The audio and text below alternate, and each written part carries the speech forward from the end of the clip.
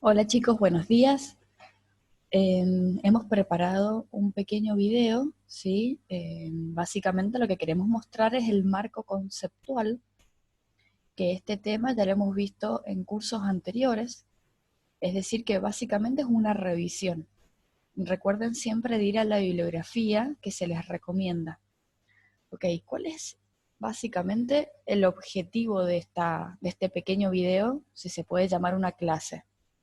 Es identificar aquellos conceptos fundamentales que otorga el marco conceptual en el marco de las normas argentinas y una pequeña introducción a las normas internacionales. Bien, básicamente este es el esquema, ¿sí? Por el cual se divide la RT16, que la RT16 justamente es la norma contable argentina que regula el marco conceptual. Recuerden que esto ya lo han visto, entonces básicamente, más allá de que acá hagamos como una revisión, tienen que ir a la normativa.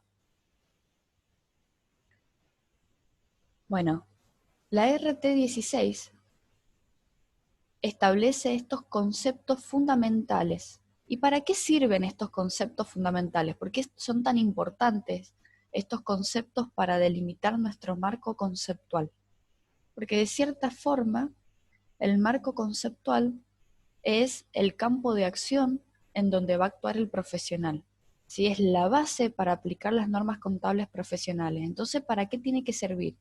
Y sirve a la FACSE para definir el contenido de las futuras resoluciones técnicas.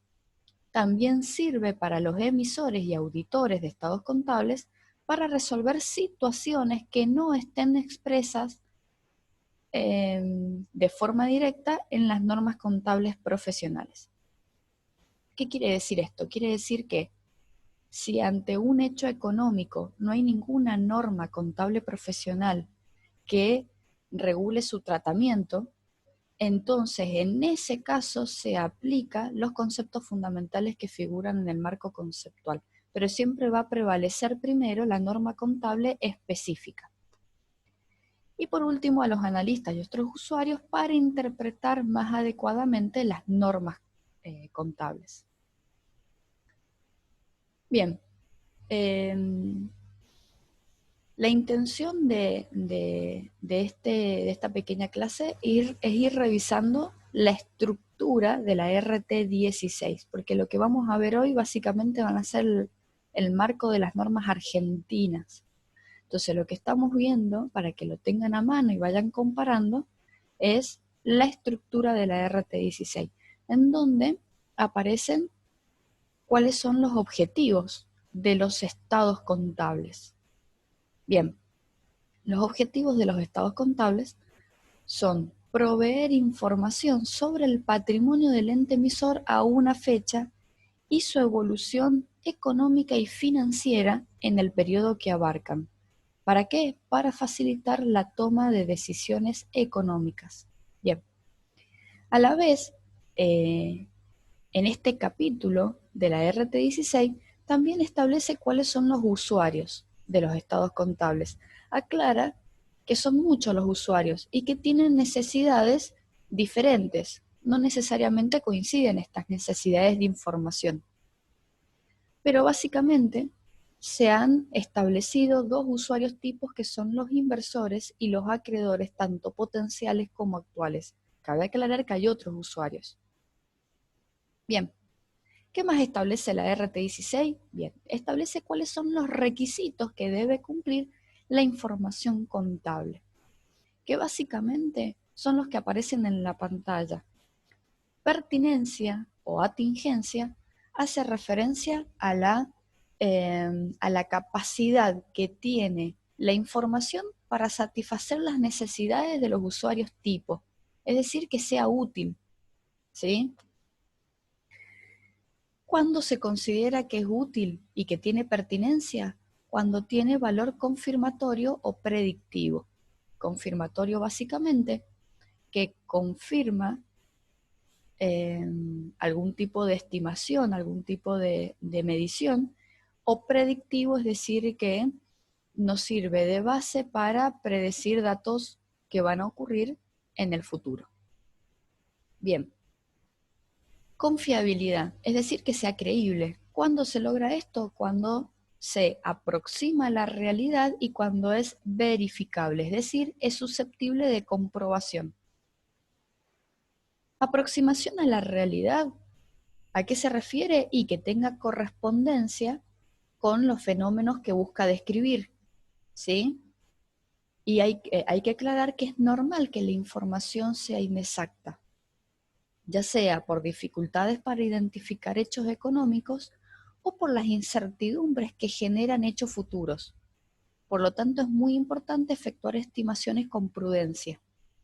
Dentro de la aproximación a la realidad, ¿qué es lo que yo tengo que cumplir como requisitos? Y la esencialidad, es decir, la sustancia sobre la forma, ir en busca de la realidad económica. La neutralidad, es decir, que la información no esté sesgada, que sea objetiva. ¿Cuándo se considera que es objetiva? Cuando no influye en las decisiones de los usuarios, ¿sí? Cuando se considera que no es neutra, cuando se busca favorecer al emisor influyendo en las decisiones de los usuarios. Entonces es muy importante la neutralidad. Ok. Y por último, integridad quiere decir que esté completa. Otros atributos son la sistematicidad. Sistematicidad quiere decir que esté ordenada. Se refiere a la estructura. Comparabilidad, es decir, que sea susceptible de comparación tanto con el mismo ente a igual fecha, a otras fechas o en comparación a otros entes. Y por último, claridad, es decir, que sea comprensible. Bien. Dentro del capítulo de los requisitos aparecen restricciones. ¿Y a qué hace referencia a las restricciones? Okay. Que estos requisitos tienen tres restricciones. Una es la oportunidad. ¿A qué se refiere la oportunidad? Que la información a suministrarse debe hacerse en un tiempo conveniente. Porque aunque esté muy completa y cumpla todos los requisitos de la información que vimos, si se presenta en un tiempo inadecuado puede perder la pertinencia, es decir, la utilidad. El equilibrio entre costos y beneficios. ¿Qué quiere decir esto? Que los beneficios derivados de disponer de la información deben exceder los costos de proporcionarla. Bien, pero a la vez cabe aclarar que las normas contables no pueden dejar de aplicarse porque son costosas. Si se tiene en consideración si hay alguna norma que acepta procedimientos alternativos, tener en cuenta el costo de aplicación para ver qué procedimiento voy a aplicar, pero en cumplimiento de las normas. Bien, impracticabilidad se refiere a cuando el ente no puede aplicar alguna norma contable tras efectuar todos los esfuerzos razonables. A eso se refiere. Entonces ahí se considera que es impracticable. Y después aparecen en la RT16 los elementos de los estados contables, que básicamente son tres.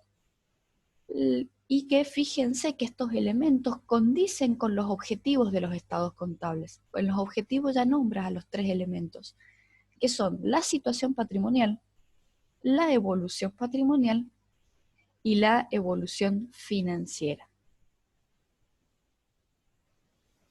Dentro de la situación patrimonial se refiere a cuál es el activo, el pasivo y el patrimonio neto a una fecha dada, es decir, a un momento estático.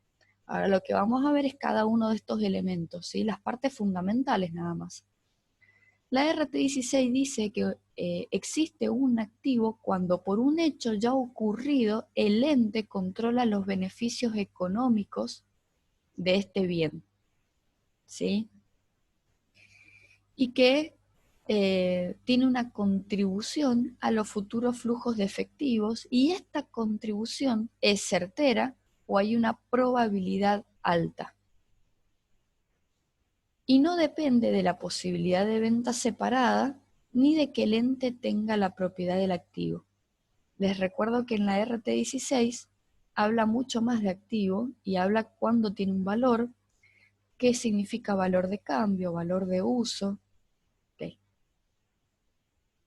Y cuando el ente tiene un pasivo, cuando por un hecho ya ocurrido genera una obligación legal o asumida con otra persona, y acá vamos a hacer un pequeño paréntesis, la diferencia entre legal y asumida también aparece en la RT16. ¿Sí? La asumida es la voluntaria, es decir, cuando el ente voluntariamente asume una obligación por decisión propia, mientras que la legal hay disposiciones legales o contractuales que lo obligan. O hay una probabilidad alta de que exista una obligación, es decir, que no hay certeza de que esta obligación realmente sea exigible, pero es muy probable que se genere una obligación más adelante. Okay. Y que la cancelación de este pasivo es ineludible o altamente probable. Ineludible quiere decir que no se puede evitar. En fecha determinada o determinable, dependiendo de un hecho futuro o a pedido del acreedor. Okay. Con respecto al patrimonio neto, el patrimonio neto lo podemos ver ya desde en la ecuación patrimonial, que es el activo menos pasivo, y además también podemos entender que el patrimonio neto es el resultado, está formado por dos grandes rubros, que son los aportes de los propietarios y los resultados acumulados.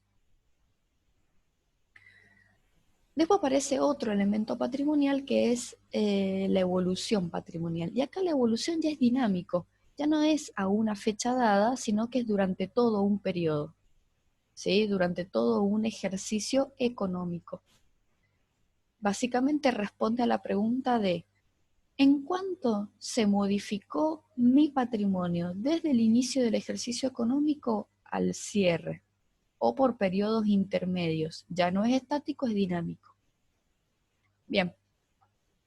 Y acá cabe aclarar que el patrimonio varía como consecuencia de dos grandes hechos económicos que son las transacciones con los propietarios, tantos aportes como retiros, y los resultados de un periodo, que básicamente es la variación patrimonial no atribuible a las transacciones con los propietarios y que resulta de la interacción de ingresos, gastos, ganancias y pérdidas. La RT16 discrimina la diferencia entre estos cuatro conceptos y los impuestos que gravan las ganancias finales. También en la RT16 aparece a qué se lo consideran variaciones patrimoniales puramente cualitativas y que también es importante que ustedes lo tengan bien en claro, es decir, cuáles son aquellas variaciones que generan una modificación en el patrimonio, pero es una modificación en la calidad del patrimonio, no en la cuantía.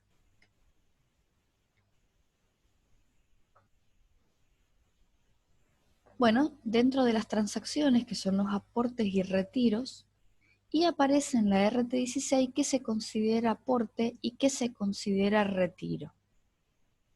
Básicamente, el aporte de capital implica una obligación para el ente, ¿sí? Una obligación de entregar recursos, de prestarle servicios, de hacerse cargo de alguna de sus deudas o condonar un crédito previamente otorgado.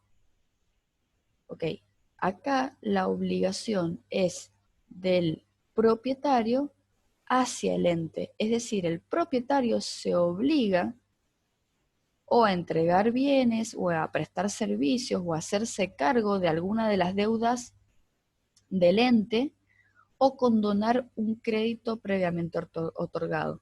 Bien. Mientras que los retiros es al revés. Lo miro desde la vereda de enfrente. La obligación es del ente hacia el propietario. de entregar recursos, de prestar servicios, de asumir una obligación que tenía, eh, que tenía el propietario, o de condonarles un crédito previamente otorgado. Condonar se refiere a liberar, perdonar un crédito. Las transacciones en las que un propietario no actúa en carácter de tal no implican aportes y retiros. Por ejemplo, si un accionista se compromete a entregar mercaderías que luego cobrará, no hay un aporte, sino que se trata de una operación comercial, es decir, una compra de mercaderías. El accionista en realidad está comprando mercaderías porque después las va a pagar, como si fuera un particular. Bien. Y en esta filmina lo que me está mostrando es un ejemplo de aporte, ¿sí? Un aporte cuando el propietario condona un crédito otorgado o asume una deuda del ente, mientras que si lo veo desde la vereda de enfrente es un retiro.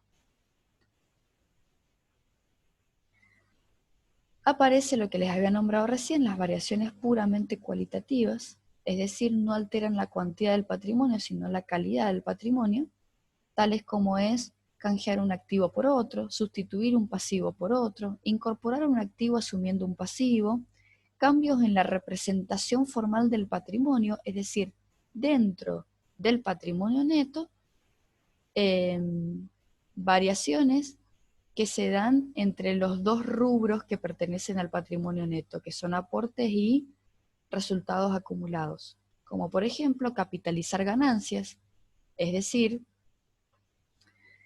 destinar ganancias para emitir acciones o para aumentar el capital, mejor dicho, reservas de ganancias, es decir, constituir reservas, ya sean legales, facultativas o estatutarias, desafectar reservas de ganancias, es decir, cuando ya cumplió el objetivo, eh, la reserva o por lo cual fue constituida se desafecta.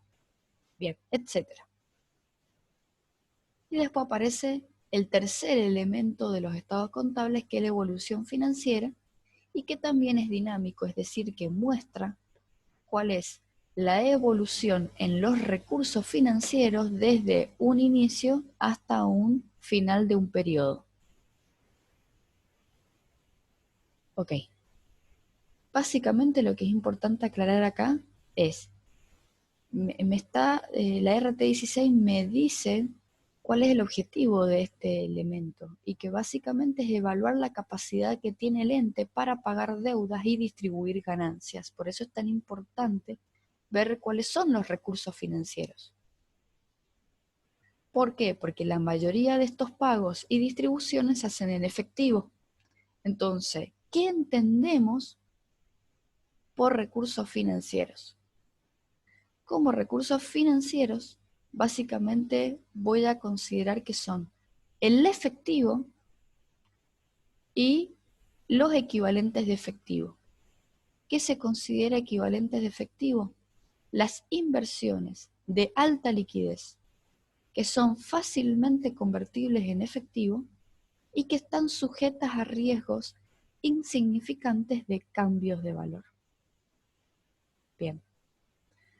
Acá no me da un plazo para considerar a las inversiones, ¿sí? Porque esto es a criterio del ente, pero básicamente tengo que considerar que esta inversión, para yo considerar la que es equivalente de efectivo, tengo que ver estas condiciones que me aparecen en la RT16 para considerarlo un recurso financiero. Entonces, básicamente la evolución financiera es mostrar cómo variaron estos componentes en un periodo. Y me dice también cuáles son los orígenes y aplicaciones de fondos. Bien, yo voy a considerar que es un origen cuando aumentan los recursos financieros y una aplicación cuando disminuyen.